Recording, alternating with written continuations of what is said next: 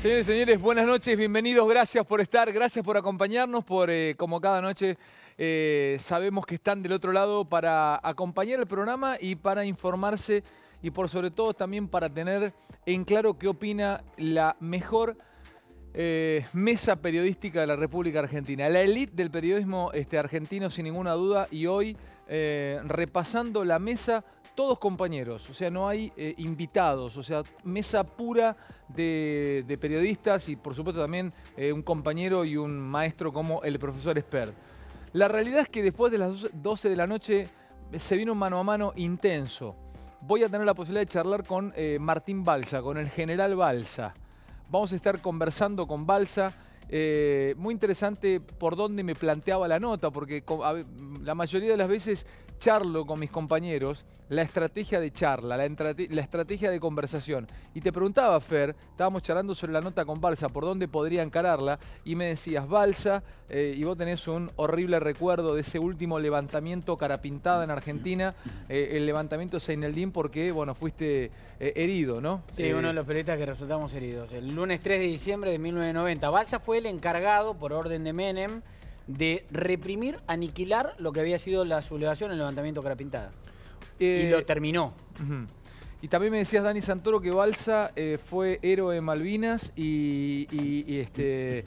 a ver, vos encararías por el lado de la cuestión militar, la cuestión, además de lo que estamos hablando y lo que ha pasado con el San Juan hoy, ¿no? Argentina en la guerra de Malvinas tuvo 648 muertos. A mitad son muertos, son del ejército, la mayoría son muertos. Los otros están en el crucero General Belgrano, que después vamos a hablar, Ale.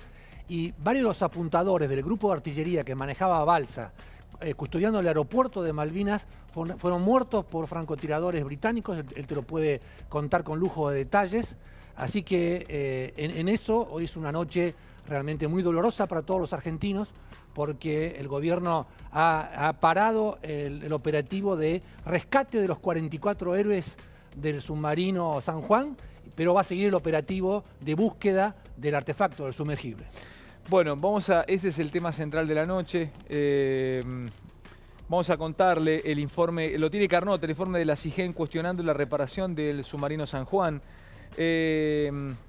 Paso rápidamente a las otras cosas que tenemos. Romina Mangel, atención porque se vienen más noticias para Cristina y para sus hijos. Romy, ¿por qué lado va? ¿Cuál es el título? ¿Por qué lado vas a encarar esta noche la información? Habíamos adelantado que la Cámara iba a confirmar el procesamiento tanto de ella como de su hijo Máximo. Y te voy a contar la situación de Florencia, que está un poquito menos pesada en la causa de los sauces. Efectivamente, eso que adelantamos terminó sucediendo. Y claramente en el entorno de Cristina están esperando el próximo procesamiento, creo que de los que va a hacer más ruido. Y te voy a contar por qué hoy Lázaro Báez festeja.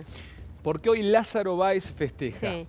Si nos ponemos y podemos observar a Sergio Bernstein, y ya voy con Eddy Zunino, fíjense lo que plantea Sergio Bernstein. Trump demente. Plantean la posibilidad de que Trump tenga demencia, que sea demente. A ver, contame esto, Sergio. Sí, Ale, hay mucha información en medios por ahora digitales, pero que surgen de fuentes dentro de la Casa Blanca que ponen de manifiesto que hay preocupación por parte de gente muy llegada al presidente Trump respecto a los estados de salud mental.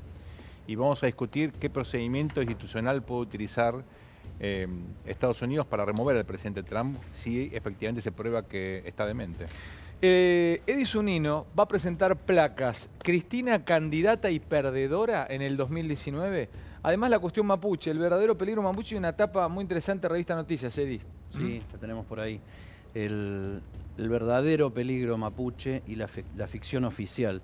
Yo traje la Constitución, traje la Ley 21.160 de emergencia de tierras mapuches, y te puedo decir y te puedo explicar por qué el problema en el sur es un problema básicamente del Estado argentino, de la ausencia del Estado argentino, de la mora en resolver problemas del Estado argentino con leyes que no se aplicaron, con una constitución que no se aplica, y eso trasladado en el tiempo es la indefensión e indirectamente también, ¿por qué no?, la violencia.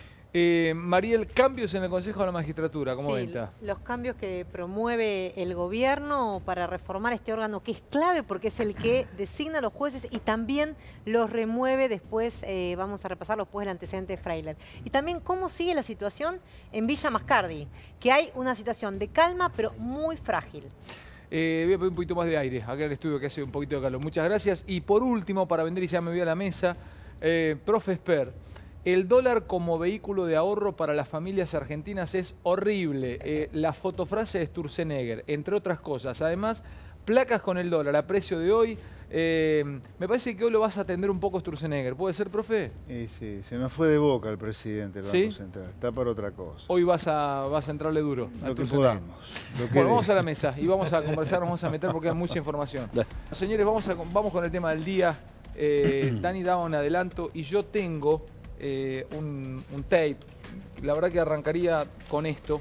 En realidad una nota que Pablo Cooper logra con un perito naval, con Fernando Morales, que dice que hay que, para él, bueno, tiene una mirada muy pesimista sobre el rescate de los chicos, de los héroes del submarino, del Ara San Juan.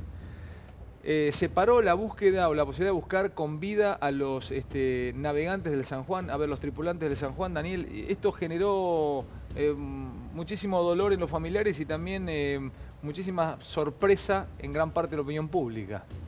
Hay un protocolo internacional, Ale, que se llama SAR, que es para salvataje de naves en el mar, organizado por la Organización Mundial Marítima, que dice que el proceso de rescate de tripulantes de navíos averiados dura 7 días. Discúlpame, 7 días desde el momento en que se decreta que se pierde. Que está en emergencia.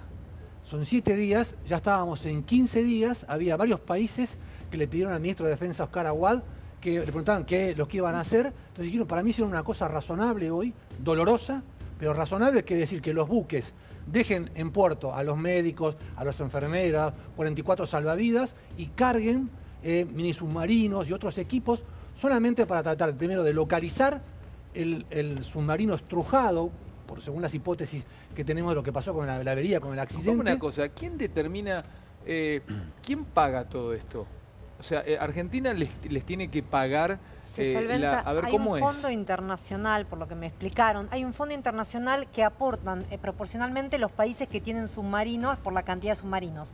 Los 2 países que más submarinos tienen son Rusia y Estados Unidos, más de 60. Cada país aporta este fondo que se utiliza para este tipo de emergencias. Ahora, la realidad es que sostener un operativo internacional de este tipo tiene un costo también. Por eso, como decía Daniel, quizás es cambiar el eje del operativo y ya no priorizar el tema de, por ejemplo, el mini submarino que iba a hacer el rescate con la campana apoyándose en el Ara San Juan, sino priorizar otra tecnología, otros barcos que tengan la posibilidad de rastrearlo en el fondo del lecho marino. Argentina no puso un peso hasta ahora. No, hasta ahora no pagó. Porque hasta ahora se trató, como dice Dani, de la búsqueda y rescate. Ahora es solo búsqueda. Digamos, la verdad que se perdió la experiencia de poder rescatar a los tripulantes con vida, con lo cual ahora lo que se hace es, se cambia todo lo que se estaba usando para encontrar el submarino. Y además no tiene un plazo, digamos. Claro, ahora bueno, era por prioritario porque había una cuestión de vida. Ahora ya puede, suponete, el submarino Scorpion, que había desaparecido en 1968 de la Marina de Estados Unidos, se tardó 5 meses en rastrearlo a 3.000 metros de profundidad. Quiero mostrarle 2 cosas. Dale. Primero vamos a escuchar a Balbi, que hoy lo cuenta de esta manera. Y luego vamos a escuchar a Cooper. Vamos primero con Balbi, ¿les parece? De esta manera confirmaba el vocero de la Armada que no se busca más vida, o por lo menos que se para hasta aquí el procedimiento de buscar con vida los tripulantes del Ara San Juan. Escuche.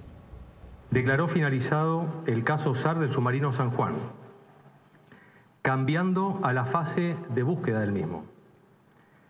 Los motivos por los cuales se sustenta tal decisión son que el plan SAR tiene como misión ejecutar la búsqueda y salvamento de personas en peligro en el área marítima, fluvial y lacustre bajo jurisdicción SAR Argentina, con el fin de preservar la vida humana en el mar, que por ley nacional 22.445 le compete a la Armada Argentina.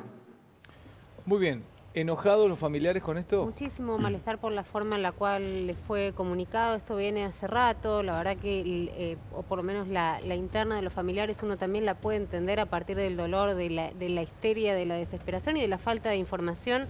Esto fue, creo que el sábado pasado, ¿no? Cuando Lilita Carrió estuvo en lo de Mirta Legrand, creo que fue el sábado pasado, donde dijo algo, insisto, que me parece que es polémico y que se va a tener que revisar. Dijo, yo puedo decir lo que el gobierno no puede, están todos muertos. Y acá el cuestionamiento es si Elisa Carrió es parte del gobierno o no. Una de las familiares que estaba ahí, la mujer de uno de los tripulantes, dijo, te agradezco que me lo digas, y el resto estaba muy enojado porque decía que no era la forma. Hoy volvieron a repetir lo mismo, esta no es la forma. Escuchamos que Balbi dice que se termina con el rescate y se pasa a la etapa de búsqueda, pero no le ponen palabras precisas a que nuestros familiares están muertos, digamos. Nadie nos confirma esto que la nota de FAR que había traído esta semana, que los habían llamado a uno de los familiares diciéndole directamente que ya estaban muertos.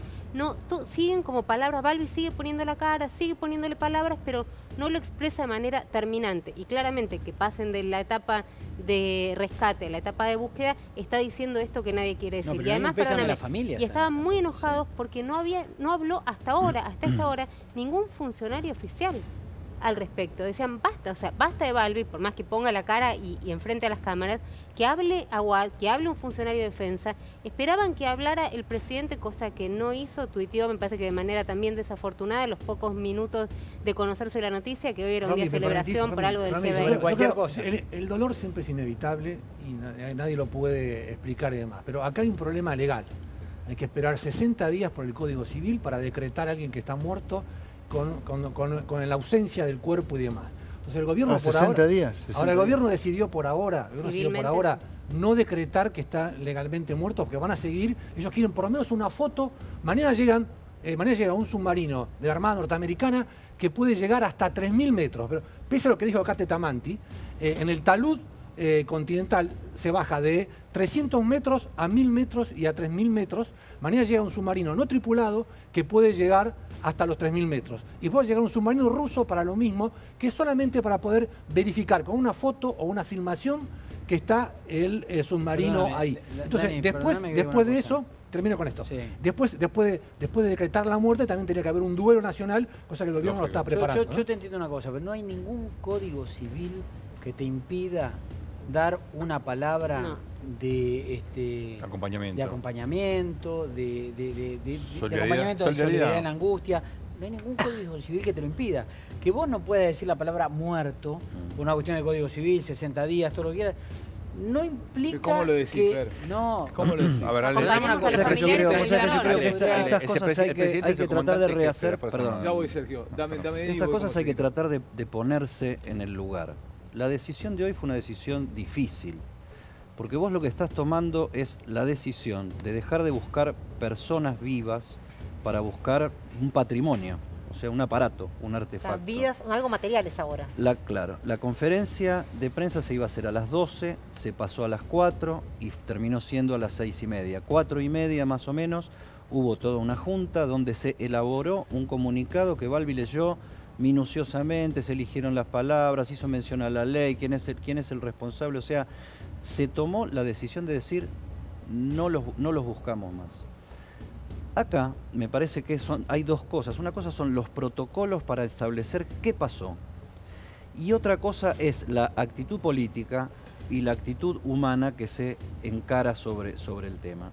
A mí lo de Carrió, que no importa si Carrió tenía razón o no tenía razón. O sea, en el momento en que vos estás tratando de contener gente con un discurso único, tener más de uno, desestabiliza a los más débiles de la cadena, que son los familiares.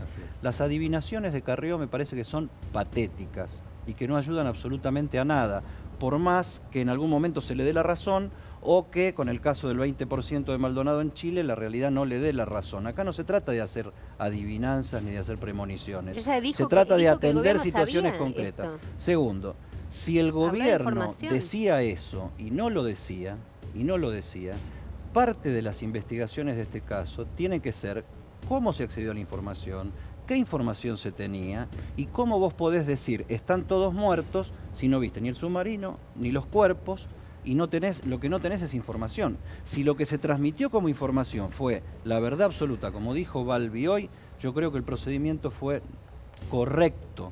Ahora, si se sabía más de lo que hay, y si hay cosas que están en secreto, cifradas, clasificadas... Eso lo tiene que descubrir la Justicia Federal. Lo tiene que descubrir la Justicia Federal. Federal. Me había pedido Sergio, después quiero mostrarles una nota y vengo con Mariel. Dale. El presidente es el comandante jefe de las Fuerzas Armadas. Y aquí hay un doble dolor. Está la pérdida de vidas humanas, como argentinos estamos todos muy apesadumbrados, pero él aparte le tiene que hablar y acompañar a las fuerzas. Entonces yo creo que una palabra de contención, de comprensión de la situación que están viviendo. Los militares están preparados para morir, porque es su función. Pero el hecho de enfrentarse a una desgracia, a una tragedia de estas características, conmueve a todo el mundo. Entonces, yo sé que legalmente hay que ser prudente, pero acá no se trata de una cuestión meramente legal, y coincido con Eddie. Entonces, hay otra dimensión del liderazgo. Pero entonces, ¿cómo ves vos la posición del gobierno ante esto? Está a tiempo el gobierno, aún hoy, de establecer un vínculo distinto con la sociedad y en particular con las Fuerzas Armadas. La política tiene que aprender a dar malas noticias. No solamente, tiene que aprender a dar malas noticias. Lo que señores, no fue mal. No lo encontramos, no está y hemos tomado esta determinación. Tal vez políticamente lo correcto no sea dejar todo en manos de un vocero que aparte está viviendo su propia procesión por dentro, porque es submarinista, los conocía todos, tiene familia submarinista, o sea, toda una cantidad de cosas. Pero técnicamente, dejás toda la información sobre un tema que tiene al país y a 44 familias en vilo, en boca además, de un vocero. No me imagino tener que esperar 60 días para escuchar a un funcionario, Macri, jefe de gabinete, el que sea, decir, les quiero decir que han pasado 60 días y como el Código Civil me dice que después de 60 días hay, y darle hay peores noticias, pará. Quiero, dame un segundito, profe, me había pedido Mariel y no la dejé hablar. No. Y voy con vos, profe, dale. Yo creo que acá hay una dimensión política. El gobierno priorizó una explicación técnica. La de Balbi fue hasta, si vos querés, difícil a un punto de entender. De hecho, los colegas le repreguntaron si efectivamente era esto que todos estábamos escuchando, si es que estaban todos muertos. La realidad es que se blanqueó una situación. El submarino no está en la profundidad de 200 metros porque ya hubiera sido localizado. Ya varias veces se dijo que cuando cae a mayor profundidad de más de 600 se comprime, digamos, ya el submarino no tiene capacidad de que la gente adentro tenga sobrevida. Se blanqueó una situación, como dijo Daniel, que excedía el plazo posible de 7 días.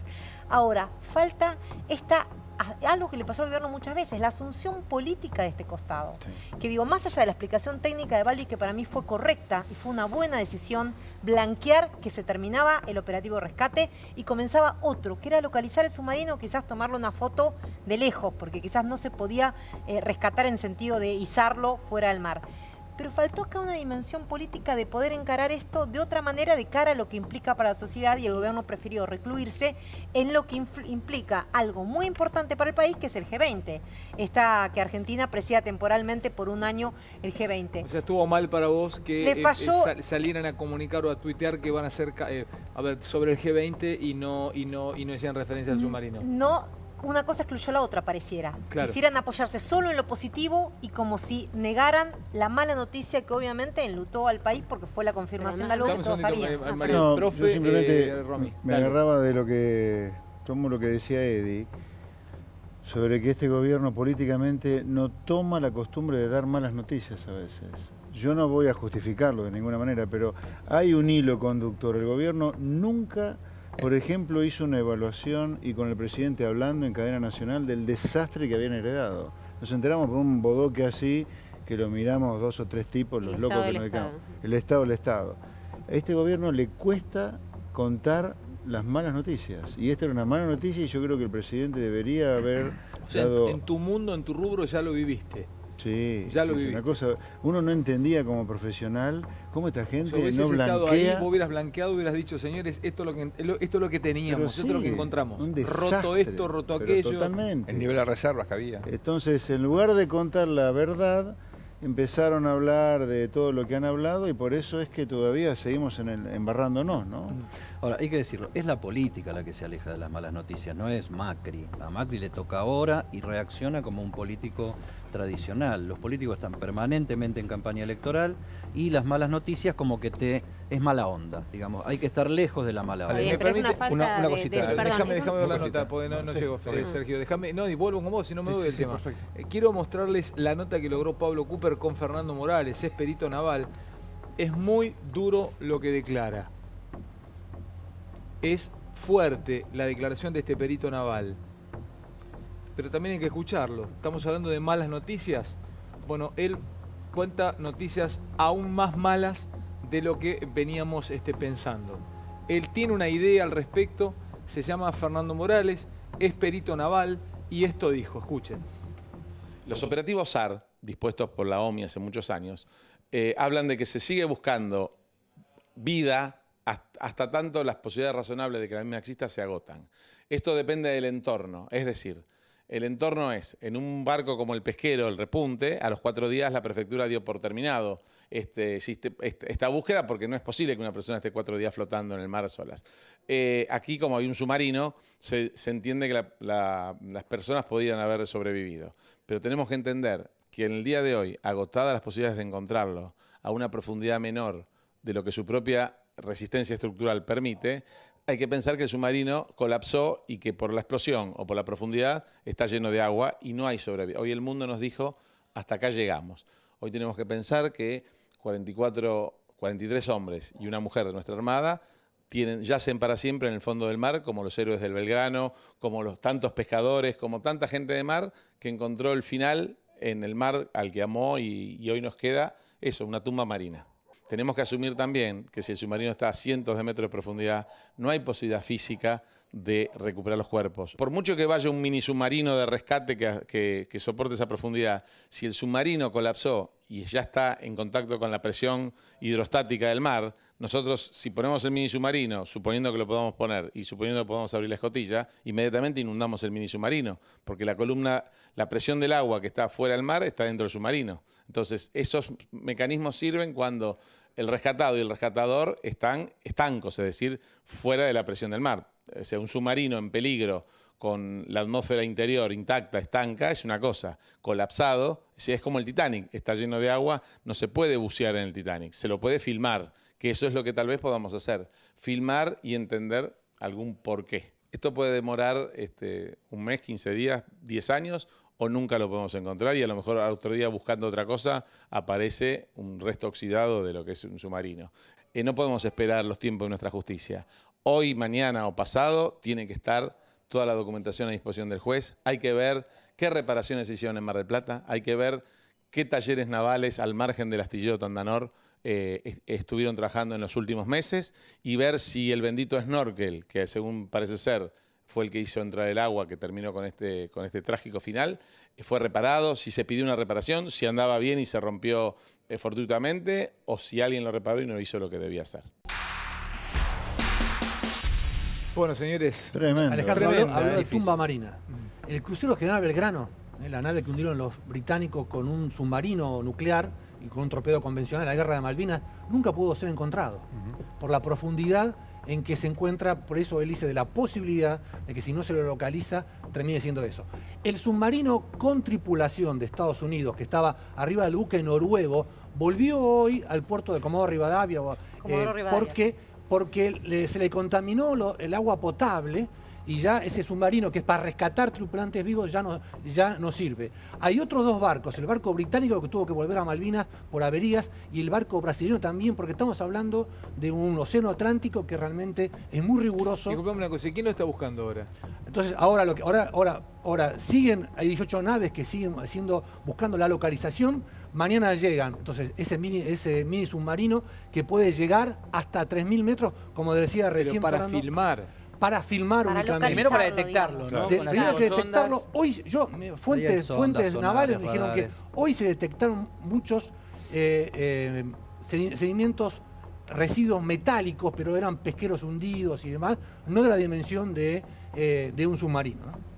No, te quería comentar respecto de lo que decía recién el perito, que la justicia está justamente encaminada en ese sentido. La jueza Marta Yáñez, la jueza federal de Caleta, que es la que lleva adelante la causa, se le suman, y esto hay que estar muy atentos, 9 familiares ya como querellantes, y todo lo que mencionaba él está siendo pedido. Cómo se reparó, el gobierno dijo que había levantado el secreto para que puedan acceder a esa información, el informe de la CIGEN, la reparación de media vida que se hizo en los astilleros. todo eso está siendo pedido por la jueza justamente para ver si hubo algún tipo de irregularidad. ¿Qué va a investigar? ¿Ella va a investigar corrupción? No, no está investigando, digamos, la denuncia de corrupción. Lo que está investigando es si hubo alguna falla, cuál pudo haber sido la falla sobre algo que todavía no se encontró. Entonces, ¿qué hace?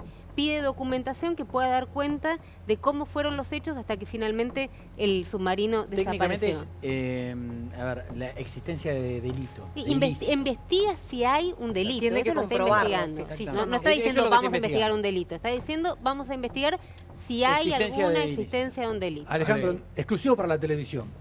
Los contratos de reparación del submarino San Juan, en lo que es el Centro Industrial Naval Argentino, que incluye a Tandanor, un astillero argentino que está al sur de la ciudad deportiva de Boca, la ex ciudad deportiva de Boca, y que incluye también a Domé García. No lo muevas tanto que si no te lo te voy a mostrar primero. Dice, provisión de elementos de baterías para submarinos y accesorios, y está firmado por la empresa alemana Ferro-Stalt. Esta empresa pagó $200.000 de coimas en otro contrato para un proyecto de construcción de patrulleras múltiples con Chile. Y este otro documento es para el recapado de las baterías del San Juan que hizo la empresa alemana Hawker. Replacado, dice ahí, ¿no? Claro, porque sí. Se supone, porque todavía no hay precisión, que lo que se hizo fue no ponerle 900 kilos de baterías nuevas, sino recaparlas, es decir, dejar el envase básicamente y cambiar el interior. Dice replacarlas, ¿no? O Replacado. Cambiar las placas. Un término de las placas. Ahora vos fíjate, esos dos contratos están denunciados en, primero, una denuncia que hizo un diputado de la Nación y después un informe de auditoría de mayo del 2016. ¿Eso es lo que vendía yo que tenías de Sigen? Exactamente. A ver. En realidad son dos cosas. Primero, este proyecto de un diputado radical que en su momento hizo una denuncia por uno de los contratos, el de Ferro-Stalt, y Ollarvide archivó la denuncia. Hay empresarios alemanes detenidos por esta Ollarvide archivó la renuncia. Archivó la denuncia. La causa judicial. Exactamente. Sí, la cajoneó. La causa judicial. Y después, en mayo de este año, la SIGEN armó un informe en el Ministerio de Defensa de la Armada Argentina por la reparación media vida del submarino Ara San Juan. La firmó en mayo de 2016. ¿Qué descubrió la SIGEN en este informe? Varias cosas, entre ellas, respecto del contrato con el proveedor Siemens y también con Hawker, no se ha obtenido documentación respaldatoria respecto de las causas que originaron una demora de orden de 4 años a las tareas referidas en el curso de operación. Y en cuanto al cumplimiento del contrato con el proveedor Hawker, que es el que planteaste vos, no se pudo verificar la recepción total de los materiales comprometidos, atento a que no se contó con la documentación que avale, dicha entrega. O sea, no se sabe si le mandaron todo lo que habían decidido comprar.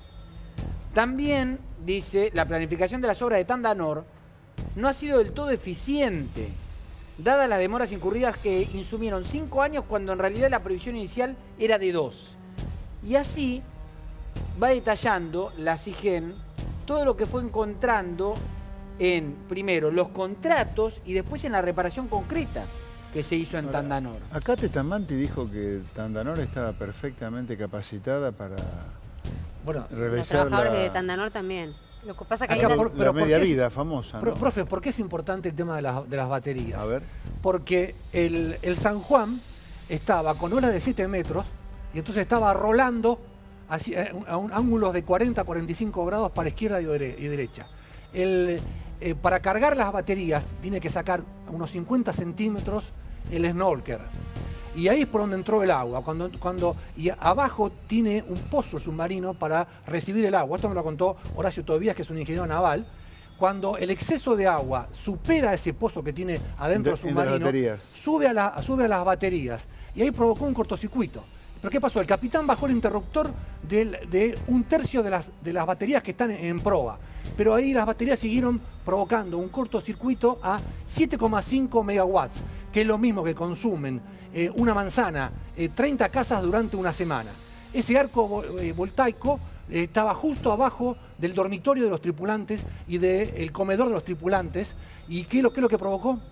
Provocó una cantidad enorme de hidrógeno que en 2 minutos, se supone la hipótesis principal, es que intoxicó a la población y provocó una crisis súbita que los llevó a que ninguno pudiera lanzar una alerta de todas las alertas que hablamos durante la semana. no le dio tiempo de nada. Podrían haber muerto intoxicados. Esa es la hipótesis. Con hidrógeno.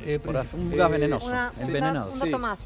Esta madrugada a las 3 de la mañana, o sea, ahora en poquitas horas, va a salir el aviso del ARA Islas Malvinas con este robot sumergible ruso, el Pantera Plus, que es el que puede detectar, se desprende con una sonda, puede detectar hasta 1000 metros antes de que llegue este norteamericano, que podría hasta 3000. Pero, digamos, ampliando la superficie de búsqueda, bueno, no hay que perder la esperanza de que lo puedan localizar al menos, ¿no? Chicos, quiero mostrarles lo último al respecto de esto, porque esta señora es muy interesante, es una extraordinaria psicóloga especialista en pánico y violencia familiar. Se llama Alicia Cross, alguna vez ha hablado, ha comentado, ha charlado aquí cuestiones que tenían que ver con, sobre todo, tratamiento de, o qué pasaba con los violadores, o cuál era la inserción de aquel que había cometido un delito sexual en la sociedad. Es muy interesante lo que la señora Crosa dice de la contención y la comunicación con los familiares. Para cerrar este tema por ahora, porque después me voy a mostrar, o voy a mostrarles traslado de los barras de Independiente, de Noray Nakis y el famoso, uno de los guardaespaldas que en su momento trabajó lo de Moyano, del polaco. Además vamos a escuchar a Garabano y ahí me voy a meter con Eddie hablando de la cuestión mapuche, y ya además me queda el profe Esper, que tiene algo para decirle a Sturzenegger. Pero primero escuchamos a Crosa para cerrar este tema del cual está hablando todo, lamentablemente, toda Argentina hoy. No decretarán la muerte de los 44 tripulantes hasta no tener una foto del submarino hundido, dicen algunos periódicos en este momento, pero se deja de buscar vida en el océano. Están buscando los restos del submarino, pero ya no ahora sí la vida que podría hasta hace unos días haber habido dentro de él. Además tenemos novedades de Comodoro Pi con Romina Mangel. Es muy interesante todo lo que queda y esperamos a Martín Balsa para estar charlando con el general Balsa pasadas las 12 de la noche. Esta es la señora Crosa, psicóloga. Escuchen lo interesante de su opinión al respecto. Como psicóloga clínica, ¿cuál es el protocolo que se debe seguir con familiares como los tripulantes, los de los tripulantes del submarino desaparecido? Ante una cuestión de siniestros como esta, tan lamentable, siempre hay un protocolo básico, pero después hay un protocolo individual que responde a las características de personalidad de cada una de las víctimas involucradas, víctimas familiares, ¿no? El proceso de duelo tiene varias etapas. Primero hay una situación de shock, obviamente, que mucho más intenso es cuanto menos previsto estaba, ¿no es cierto? Y luego hay una situación de reparación, que empieza la reparación a partir de la elaboración, que es una expresión hasta facial, orgánica y psicológica de tristeza, y después estaría la posibilidad del duelo, siempre pasando por una crisis previa que es la bronca, ¿no es cierto? Teniendo en cuenta que hubo ciertas idas y vueltas con la información, ¿esto conspira contra la contención de las familias? Totalmente, conspira totalmente porque, es decir, es muy difícil producir claridad donde hubo oscuridad. ¿Cuál es la secuela psicológica que pueden sufrir los familiares si esto no se aclara debidamente? Las secuelas pueden ser enormes, justamente porque al no haber habido una aclaración debida, al no haberse podido manejar debidamente desde el inicio y al no tener desde el inicio la veracidad de los hechos con los cuales los terapeutas pueden empezar a trabajar, es evidente que el individuo va a quedar muy clavado en una de las 3 fases que sigue el duelo, que es la bronca, y eso es muy difícil de reponer.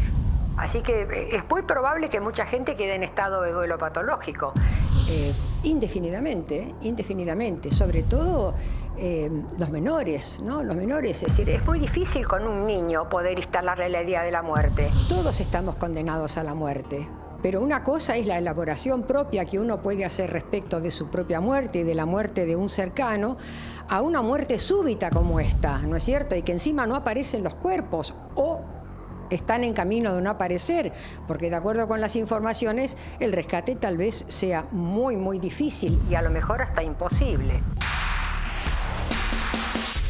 Qué clara que es, qué bárbaro, qué bien explica esta señora. Yo creo que esto pone de manifiesto la importancia de que el Estado argentino hoy dé una respuesta muy contundente, de acompañamiento a las familias de todo punto de vista, tanto profesional como incluso material.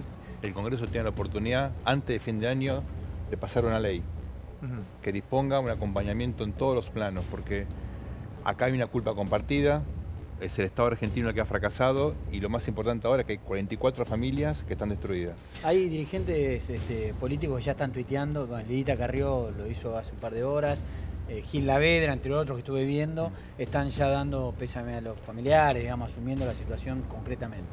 Bueno, vamos a meternos con otro tema, después venimos porque hay mucho. Quiero mostrarles el traslado, el traslado de los barras bravas. Acá hay una unificación entre el fútbol, el sindicalismo y la política en Argentina. Dame el traslado de Noray Nakis y parte de la barra Independiente. ¿Qué pasó? Bueno, fueron detenidos, acusados de asociación ilícita. A ver, Fernando, ayúdame un poco, repasemos esto. Mirá, que ya se sabía o se sabe, ¿no?, en el mundo del fútbol. Hubo un trabajo, un seguimiento con escuchas telefónicas incluso que son impactantes cuando se repasan, entre parte de la barra de Independiente y la dirigencia, concretamente el vicepresidente. Frená ahí. Esta es una linda publicidad, ¿no? Sí. O sea, yo tuviese que hacer estática. Publicidad negativa se llama esto. Mirá lo que es esta imagen. Orgullo nacional, aparte. Mirá lo que es esta imagen. Orgullo nacional. El tipo en la buzarda siendo detenido, Moyano presidente. Ese es el polaco el que era dicen que era uno de los guardaespaldas de parte del himno independiente es Orgullo Nacional. ¿Ustedes se acuerdan cuando hubo el tiroteo en los traslados de los restos de Perón a San Vicente? Por supuesto. Sí. Mientras una parte de la barra brava de Independiente, de camioneros, el Madonna Quirós tiraba tiros, claro, en la tarima el polaco era el que estaba guardando la espalda de Moyano, estaba atrás de Moyano. Contra el Pata Medina, contra la gente del Pata Medina. Y peleaban con el Pata Medina. Ese era el enfrentamiento. En el traslado de los... Son sindicalistas, ¿no? Los que resguardan los derechos del trabajador. Yo lo que pido es si podemos evitar las alusiones al orgullo nacional y todas esas cosas. Y acá está Noray. Ahora, ¿cuál es la relación de Noray hoy con Moyano? Este estaba con la cabecita Porque gacha. es clave para entender también que haya pasado esto. La relación de Noray, sí, era vicepresidente primero Independiente, pero dicen que no tenía, bueno, salió el poder, la provincia dijo que no tenía, lo desligaba Moyano de todo esto. Pero también es importante saber qué relación tenían. De hecho, son varios los vicepresidentes y el único que cayó fue Noray. Y de hecho, las grabaciones, las grabaciones telefónicas, las conversaciones con Bebote y demás de Noray, digamos, son de él. Y por eso, cayeron 20 personas, sí, además de Noray. No es que cayó nada más que... Pero evidentemente no tiene la protección de Moyano hoy. Esto tiene que ver con la denuncia que hizo Ariel Holland, no parecería. Bueno, están peleados ahora. Bueno. Están peleados. Bueno, hay una tensión entre el gobierno y Moyano por la empresa Boca, ¿no? Porque estaban la empresa, un juez de Lomas de Zamora le dio la posibilidad de negociar la quiebra y que no cierre. El concurso. Sí. El concurso. El concurso es. Y de hecho hay una pelea interna en el gobierno. La causa se inició por una denuncia de la Previda, la Agencia de Prevención de Violencia en el Fútbol, que comanda Juan Manuel Lugones, o sea, un organismo que depende del Ministerio de Seguridad, y la lleva adelante el juez Gabriel Vital, el juez de Lomas, que vino realizando esta tarea de investigación con la UFI de Lomas y que desembocó en estas detenciones y allanamientos que comenzaron anoche. Quiero ir picando todo lo que tenemos. Pero dame a Garabano y me meto con Eddie Zunino y la cuestión mapuche, con esta tapa de noticias. Aquí la tengo, dice el verdadero peligro mapuche y la ficción oficial, dice la tapa de noticias. Acá está. Si abrimos un poquito, muchas gracias a mis compañeros, el verdadero peligro mapuche y la ficción oficial. Vamos a escuchar a Garabano, porque ¿qué dice Garabano en la nota? Interesante nota que consiguen nuestros compañeros. Dice, mientras no se respete la ley, nosotros no negociamos. No negociamos. Si respetan la ley, negociamos. Si no la respetan, no negociamos. Entonces es constante el peligro de esta tensión que se genera ahí. Vean esta nota, esta declaración de Garabano. Hoy hay muy buen material. Estoy mandando nota porque es impresionante el nivel audiovisual y el nivel periodístico que tienen los testimonios. Escuchamos a Garabano y hablamos de la cuestión mapuche. Eddie tiene algunas cosas para contar, quiero escuchar a mis compañeros. Falta Comodoro-Pi, falta el profesor Espera hablando de dólar y contestándole a Sturzenegger y mucho más. Vean esto. Ministro, el caso de Villa Mascardi, el otro día, en el mismo lugar donde no estuvo el juez, donde no le permitieron entrar, había un concejal de Bariloche del Frente para la Victoria. ¿Están al tanto de esto? ¿Van a hacer algo como gobierno de la nación? Porque la verdad que es una incoherencia absoluta esto. Hoy la investigación está a cargo del juez, hay una fiscal también llevando adelante la investigación. Me parece que tenemos que ser respetuosos de la labor que desarrollen ellos. Dejemos que esclarezcan, por un lado, qué fue lo que pasó con la persona fallecida, pero además también recuperen ese territorio, que es un parque nacional, que es propiedad de todos los argentinos y que además es un parque nacional que es coadministrado incluso por los pueblos originarios, ¿no? Esta es una de las paradojas de esta toma realmente violenta que ha sufrido este lugar. Esperemos que podamos reducir los niveles de violencia y que si hay manifestaciones sean siempre en paz. Ministro, en la mesa de negociación que se desarrolla justamente por lo ocurrido con Rafael Nahuel en Villa Mascardi, según se indicó, no ha tenido resultados. En esa mesa participa la interventora del INAI, Jimena Patakis. Ella ha transmitido la posición del gobierno. La posición del gobierno para este y para todos los conflictos es muy clara. En realidad no se puede violar la ley o sentarse en una mesa de negociación a partir de la violación de la ley. Es importante que el lugar sea desalojado, que las personas que están prófugas se presenten ante la justicia, se pongan a derecho y a partir de ahí es la única manera para construir realmente un diálogo productivo. Ministro, el caso de Villa Mascardi, el otro día... Bueno, Eddie, cuestión mapuche. No, digo que separemos por un instante el hecho concreto de Mascardi del contexto en el que el hecho de Mascardi se produce. El ministro Garabano, como el presidente de la Nación, como todo el gobierno, ha planteado que fuera de la ley nada. Está fuera de la ley todo en tema de comunidades aborígenes, absolutamente todo y de toda la ley. Esta es la ley de la Argentina, la ley de leyes. Esto es la Constitución de la Nación Argentina. En el año 1994, artículo 75, inciso 17, se repara una deficiencia del Estado argentino de no reconocer derechos. ¿Cómo se hizo eso? Transando, haciendo concesiones, no importa, es la Constitución Nacional. ¿Qué dice?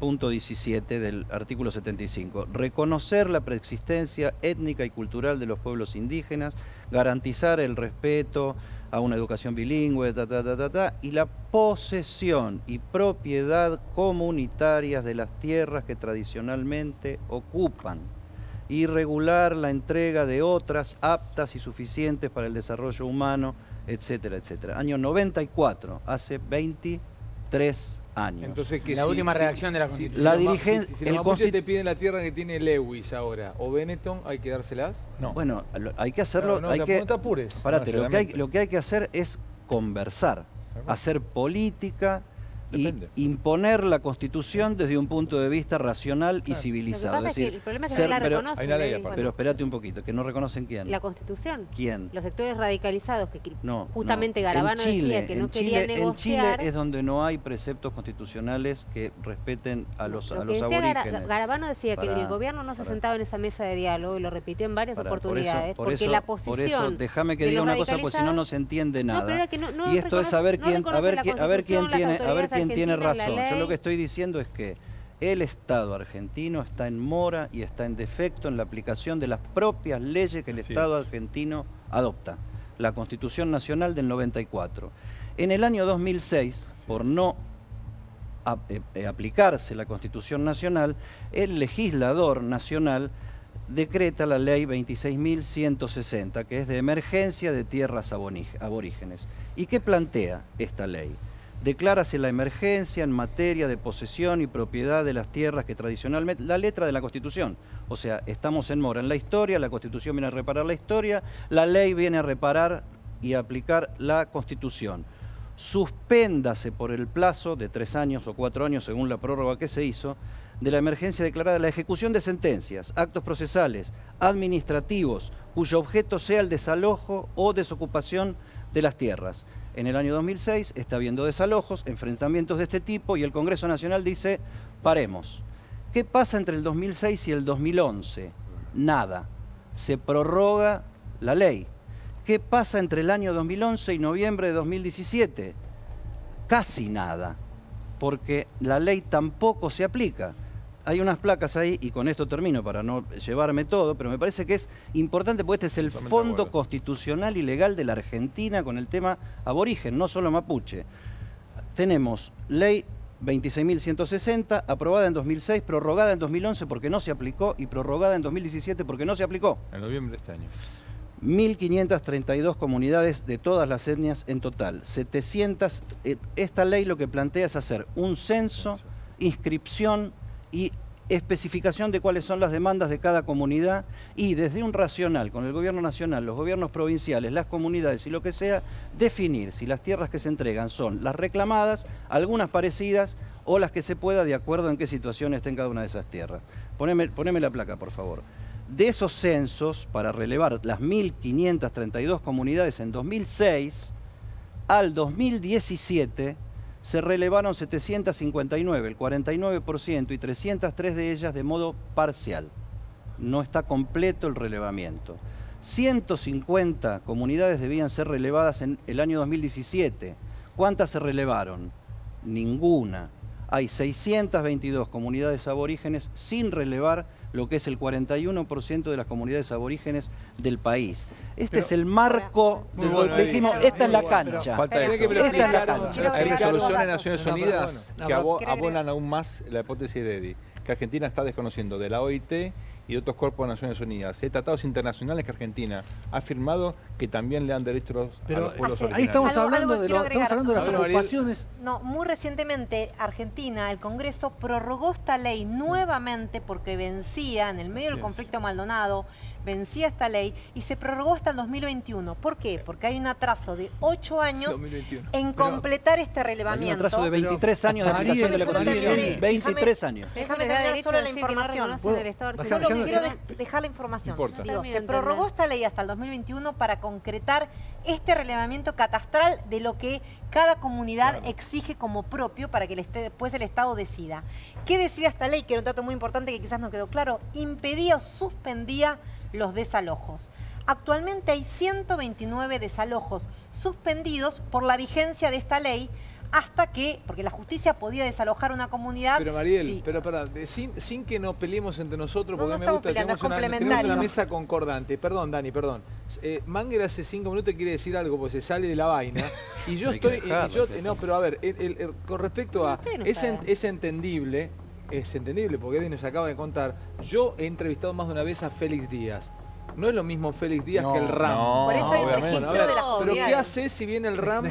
No me tira bala de plomo, si yo soy Fuerza Federal, me tira bala de plomo y no me yo lo primero que haría desde la inteligencia y la autoridad del Estado es definir concretamente qué es el RAM. Y no hay ninguna definición de qué es el RAM. El RAM hasta ahora es una familia de chiflados que se llaman Joneguala y que tienen algunos adeptos y a los que la comunidad mapuche, en su absoluta mayoría, no responde ni se siente Alejandro, serán un grupo de delirantes. Lo cierto es que hay enorme malestar, recién lo veíamos al ministro Garabano, con el juez no hablan de independencia de poderes y está bien, pero con el juez, que es un juez subrogante, es un juez de Neuquén, porque el juez tiene una posición mucho más dialoguista. Lo que dice el gobierno es, ¿por qué vamos a dialogar? ¿De qué manera? Y de hecho les dijo que les daba un tiempo a quienes estaban prófugos para que se presenten ante la justicia. ¿Por qué vamos a dialogar frente a gente que no reconoce ni la Constitución que mostraba Eddy, ni al Estado argentino, ni al ministro de Justicia? De hecho, por eso el gobierno no participa en la mesa, si bien está la representante del INAE. A través de la INAE, está bien, pero con la posición...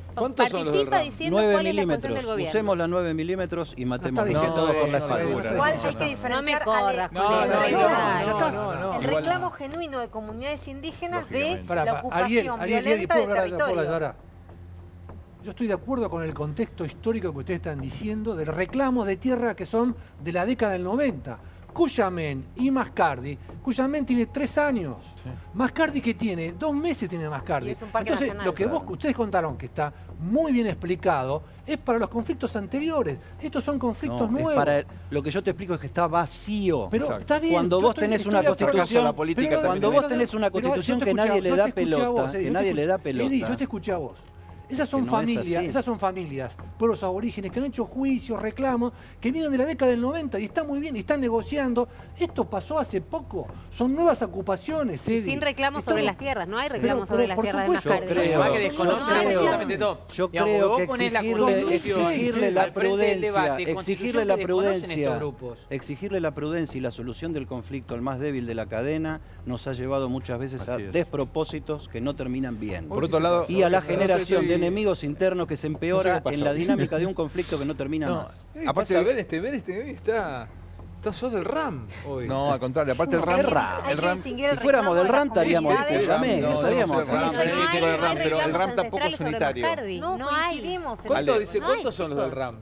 Es la familia, no se sabe ni siquiera qué es el RAM. Las especulaciones más ambiciosas hablan de 120 personas dispersas en 4 provincias. Hay contactos con el CAM chileno también. Pero el punto es que el RAM... Solo Jonesgual. Sí, bueno, el RAM tampoco es unitario.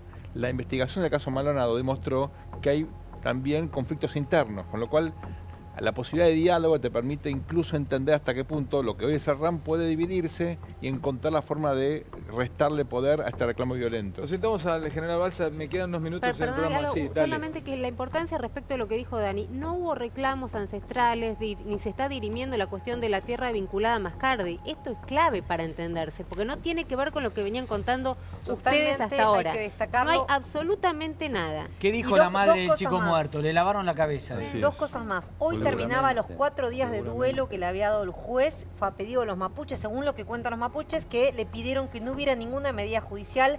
Concluían hoy, porque hay algo que hay que destacar, que todavía no se hizo un peritaje en la zona para, por ejemplo, recoger casquillos de bala, porque el gobierno dice que hubo fuego cruzado, los mapuches dicen que solo tenían armas blancas y piedras, que no tenían armas de fuego. Ahora, suponete que algún día... solo una cosa más, hoy hubo una nueva reunión de esta mesa de diálogo en que por el gobierno solo participa la titular de la INAI, pues un poco la delegada, que tiene esta posición de no hay negociación si no se retiran y si no aceptan el Estado de Derecho, y la reunión de mesa de diálogo pasó otra vez para mañana. Chicos, no llego con Balsa, decime, profe. No, la preguntita era, suponete que se llegara a una solución pacífica de todos estos reclamos, que el Estado expropia e indemniza a la persona expropiada para darle la tierra a los mapuches o quien sea, ¿así es? Eventualmente es el mecanismo. No con estas tierras. Estamos cumpliendo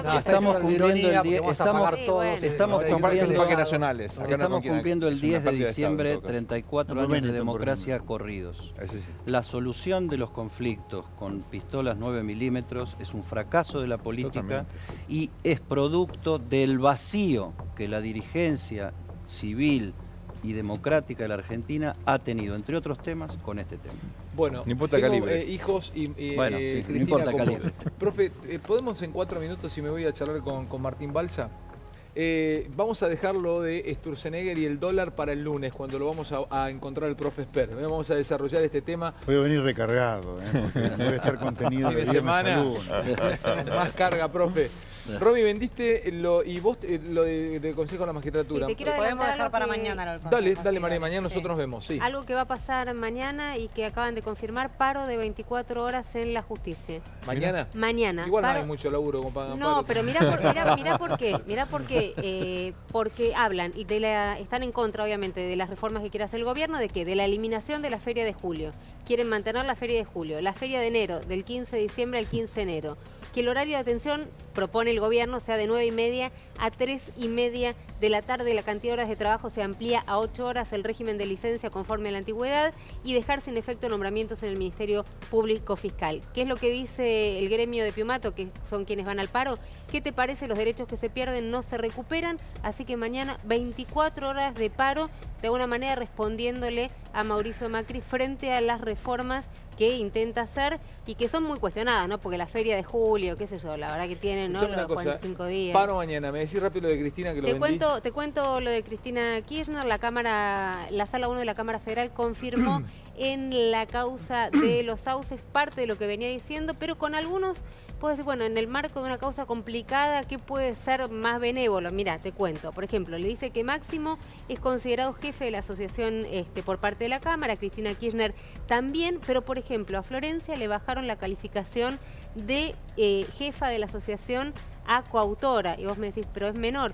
Más o menos un tema menor, porque pensar en la situación de Máximo, en la situación de Cristina y la situación de Florencia. Y los otros también que salieron beneficiados de esta situación son Luciana y Leandro Báez, porque les dictaron una falta de mérito en la asociación ilícita, que era la acusación más complicada, y los dejaron procesados como partícipes necesarios de lavado. El que está más complicado es su hijo, Martín Báez, pero Martín Báez participaba de todas las sociedades del padre, se conocía. La verdad que Lázaro estaba mucho más preocupado por el resto de sus hijos que por la situación de Martín, que ya era complicada de por sí. Bueno, la situación de sus hijos se ve alivianada, la situación de Florencia se ve alivianada, Cristina Kirchner confirmada como jefa de la asociación ilícita de lavado de dinero. Y senadora.